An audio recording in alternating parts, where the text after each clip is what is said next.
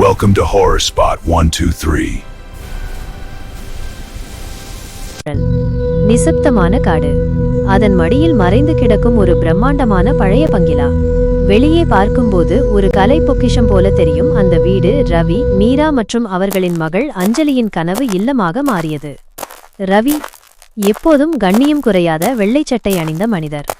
மீரா அன்பின் உருவமாய் அந்த சிவப்பு நிற புடவையில் ஜொலிப்பவர். அஞ்சலி துருதுருப்பான நவீன உலகம் பேசும் ஒரு இளம்பெண். பகலில் அந்த வீடு சூரிய ஒளியில் ஜொலிக்கும் ஒரு சொர்க்கம். ஆனால் அந்த பகல் கனவு முடியும் போதுதான் உண்மையான திகில் தொடங்குகிறது. இரவு வந்ததும் காட்டின் மரங்கள் ஏதோ ஒரு மர்மத்தை சொல்வது போல இரைச்சலிடத் தொடங்கும். இந்த வீட்டிற்குள் ஒரு ஆன்மா ஒளிந்திருக்கிறது. அவள் பெயர் சந்திரமுகி. பல ஆண்டுகளுக்கு முன்பு வாழ்ந்த ஒரு பரதநாட்டிய கலைஞர். அவள் உடையும் அவள் அணிந்திருக்கும் தங்க நகைகளும் அவள் அசைவுகளும் இன்றும் அந்த பங்களாவின் ஒரு குறிப்பிட்ட அறையில் உயிருடன் இருக்கின்றன. நிலவு மறைந்து அமாவாசை வரும்போது அந்த அறை ஒரு மந்திர உலகமாக மாறும். நள்ளிரவு 12 மணி. அந்த பங்களாவின் சுவர்களை தாண்டி வரும் அந்த தாளலயம் அஞ்சலியை தூங்கவிடவில்லை. ஆர்வம் பயத்தை விட அதிகமாகவே இருந்தது.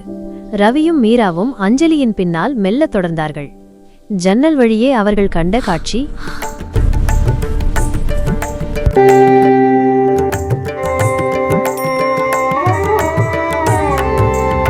சந்திரமுகி நிலவொளியில் மின்னும் பட்டுப்புடவை, முகத்தில் அந்த ஒரு தெளிவான கலை தாகம்.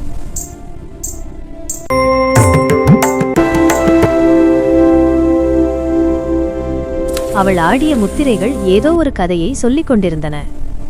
திடீரென அவள் திரும்பினாள். அஞ்சலியின் கண்களை பார்த்து அவள் சொன்ன அந்த தேன் கலந்த வார்த்தை, பல வருடங்களாக இந்த நடனத்தை ரசிக்க ஆள் இல்லாமல்தான் நான் தவித்துக் கொண்டிருந்தேன். அது ஒரு கலைஞனின் கதறல் என்றுதான் அவர்கள் நினைத்தார்கள். ஆனால் கலை உணர்வு என்பது அந்த ஆன்மாவின் ஒரே முகமூடி மட்டுமே. திடீரென அறையின் குத்துவிளக்கு நீல நிறமாக மாறியது. சந்திரமுகியின் கண்கள். அவை கண்கள் அல்ல, இரத்த சிவப்பாக மாறிய நெருப்பு கிளம்புகள். அவள் நகைகள் ஒவ்வொன்றாக கழன்று கீழே விழுந்தன. அந்த ஓசை சுவர்களை பிளந்தது. குகையிலிருந்து வரும் இரைச்சல் போன்ற குரலில் அவள் கர்ஜித்தாள், கலையா? ரசிகர்களா? நான் ஆடியது ஆத்ம திருப்திக்காக அல்ல, என் வஞ்சத்தை தீர்ப்பதற்காக. வீடு அதிர்ந்தது.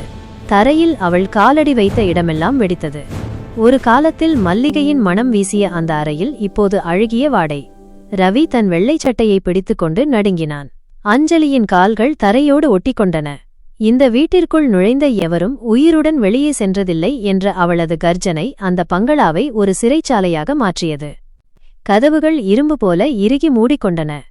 மீரா அஞ்சலியை இருக்க அணைத்துக்கொண்டு கண்களை மூடினாள். ரவி சுவரில் ஒரு தலைகீழ் முத்திரையை கண்டான். சந்திரமுகி, உன் கலை உன் சாபமாக மாறக்கூடாது என்று அவன் கத்தினான். அஞ்சலியின் கையில் இருந்தது அந்த டிஜிட்டல் மியூசிக் பிளேயர்.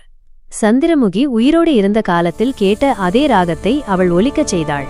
அந்த இசையறையை நிறைத்ததும் சந்திரமுகியின் ஆக்ரோஷம் மெல்ல குறைய தொடங்கியது. அவள் மீண்டும் மனித முகத்தை பெற்றாள். இந்த ராகத்தை என் தந்தை வாசிப்பார் என்று அவள் அழுதபோது அங்கே ஒரு கலைஞனின் வஞ்சம் கரைந்து சோகம் மட்டுமே மிஞ்சியது.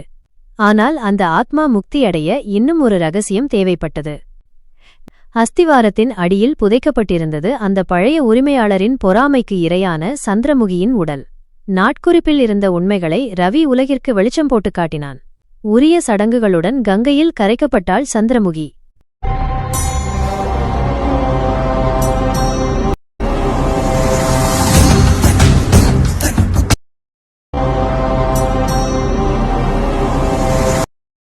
மறுநாள் காலை சூரியன் அந்த பங்களாவை தொட்டபோது அங்கு பழைய அமைதி திரும்பியிருந்தது.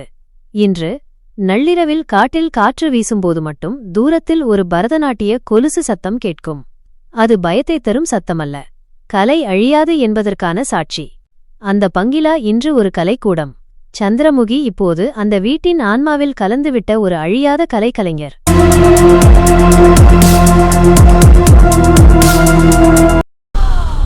Subscribe my channel. இந்த சேனலை சப்ஸ்கிரைப் பண்ணுங்க.